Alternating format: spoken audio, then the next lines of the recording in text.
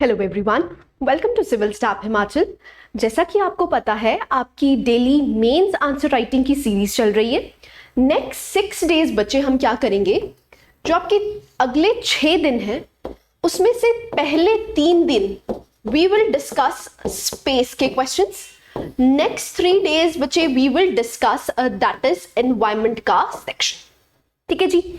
सो पहले 3 दिन जितना भी सिलेबस आपका स्पेस का है, उसके अगले 3 दिन एनवायरमेंट को हम कवर करेंगे। ठीक है जी।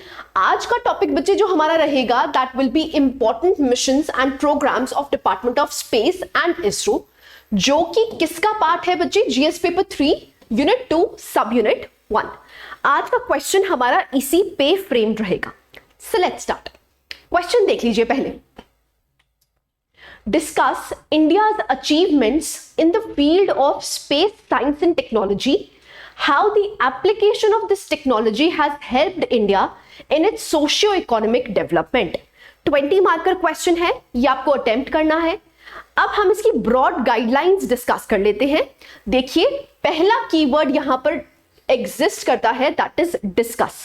ठीक है। सो कीवर्ड क्या है बच्चे, डिस्कस। जब भी क्वेश्चन में डिस्कस पूछा गया होगा तो आपको अपने एविडेंसेस देने हैं अपने कमेंट के साथ। जो भी आप कमेंट करेंगे उसके साथ साथ आपको एविडेंसेस भी देने हैं, तो वो आपका डिस्कशन का पार्ट पूरा हो जाता है। अब दूसरा कीवर्ड यहां पर है, दैट इज द अचीवमेंट्स। हमारे स्पेस साइंस एंड टेक्नोलॉजी में कौन कौन सी अचीवमेंट्स हमने की हैं वो आपको बताना है।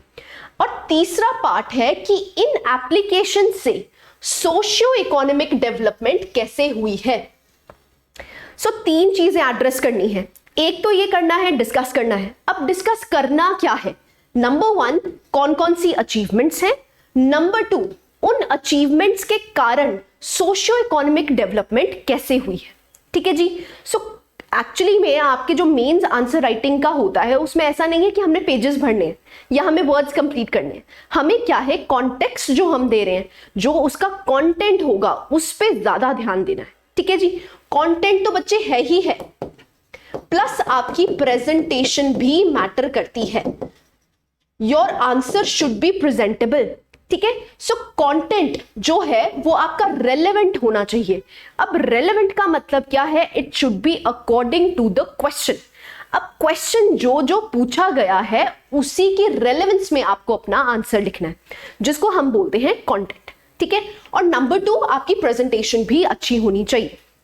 अब आपको पता है मेंस आंसर राइटिंग में जनरली क्या होता है, the introductory part, the body part and the conclusion part. Right. जो इंट्रोडक्शन में आप क्या कर सकते हैं, ये ब्रॉड गाइडलाइंस हैं, this is what I have made for you. आप क्या कर सकते हैं, इन गाइडलाइंस पे अपना आंसर फॉर्म कर सकते हैं और अपने पोर्टल पे जाके उसको अपलोड कर सकते हैं। पीयर टू पीयर रिव्यू है, वहां से आपको जजमेंट लग जाएगी कि आपका आंसर कहां पर स्टैंड कर रहा है।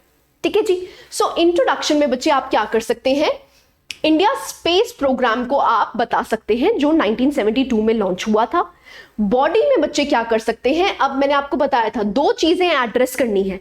एक तो ये अचीवमेंट्स नंबर 1, और दूसरी चीजें जो एड्रेस करनी है वो है सोशियो इकोनॉमिक डेवलपमेंट कैसे हुआ है। ठीक है। अब अचीवमेंट्स में देखिए बहुत सारी लिस्ट है हमारे पास, आप कुछ भी कवर कर सकते हैं इसमें। सबसे पहला तो मॉम मिशन। ठीक है जी। जो हमारा स्पेसक्राफ्ट गया था कहां पर, दैट इज ऑन मार्स। ठीक है। तो वो हमारी सबसे बड़ी अचीवमेंट है, मॉम मिशन। उसके बाद हमने PSLV a work horse launch vehicle. Majority of the हमारी सैटेलाइट्स या स्पेसक्राफ्ट जो हमने स्पेस में पहुंचाए हैं वो किस लॉन्च व्हीकल से पहुंचाए हैं बच्चे, पीएसएलवी, जो कि सबसे सक्सेसफुल लॉन्च व्हीकल कहा जाता है। This is again our achievement. Next है बच्चे चंद्रयान 2। आप यहां पर चंद्रयान 1 की भी बात कर सकते हैं, क्योंकि चंद्रयान 1 की वजह से ही पता चला है कि वहां पर वाटर के एविडेंसेस मिले हैं। ठीक है। सो चंद्रयान 2 भी बता सकते हैं। चंद्रयान 2 जो था उसमें लैंडर और रोवर भी था। राइट। ये अचीवमेंट है। नेक्स्ट बच्चे अचीवमेंट आप बता सकते हैं जीएसएलवी। जो जीएसएलवी है that is advancement of PSLV. उसमें थर्ड स्टेज, जो आपकी थर्ड स्टेज है वो कौन सी स्टेज है बच्चे, इट इज क्रायोजेनिक।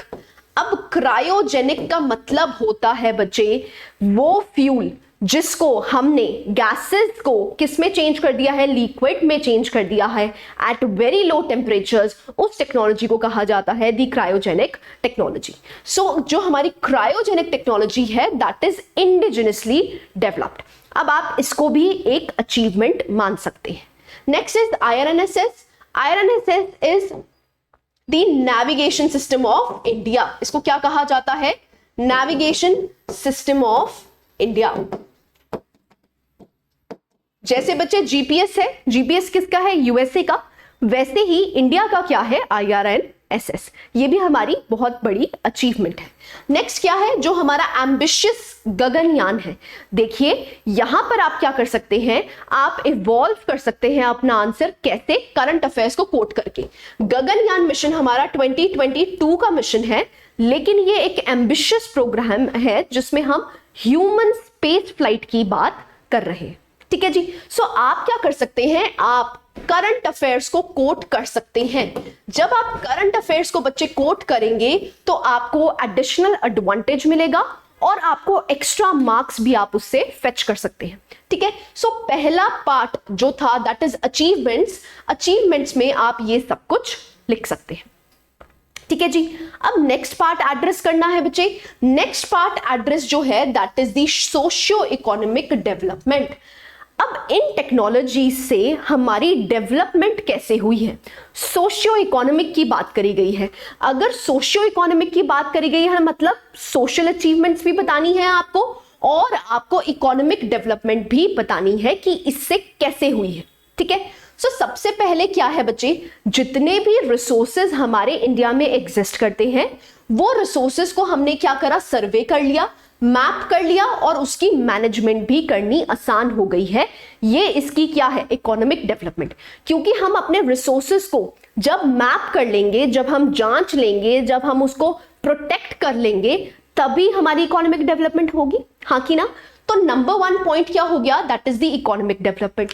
नंबर 2 आता है बच्चे जो भी हमारी कम्युनिकेशन सैटेलाइट्स हैं, जो हमने कम्युनिकेशन सैटेलाइट्स भेजी हैं उसकी वजह से जो भी टेक्नोलॉजी इवॉल्व हुई है।